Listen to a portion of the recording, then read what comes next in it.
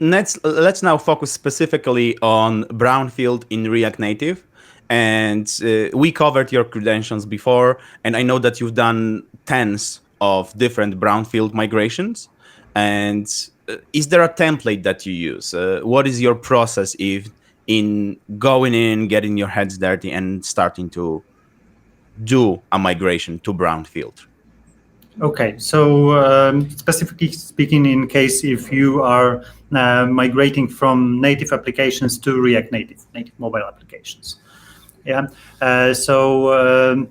If you have an existing native mobile app, or actually apps, because usually companies target at least iOS and Android, you can start to benefit from React Native without rewriting whole application.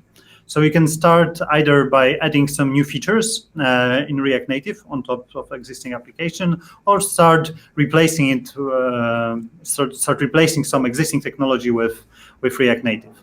And it's a fairly simple process, but it has powerful implications, as you can quickly cut down the cost of feature development. You can write the feature once and use it on every supported platform. And of course, from time to time, you need to do some platform-specific adjustments, but that's not often a case. And speaking from short-term perspective, you can start shipping your code way faster than you would normally do it. And from the long-term perspective, as React Native code plays a bigger and bigger role in your code base, your maintenance costs will be reduced.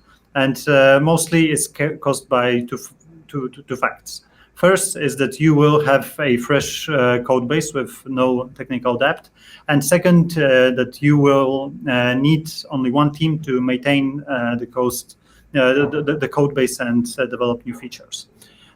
So ultimately, it's not only about the reduced development costs, but also if you don't need to get rid of existing app, you don't need to do it, or you don't need to stop the development and to start the migration process. So you can, in other words, you can continue generating revenue and keep developing new features in the process.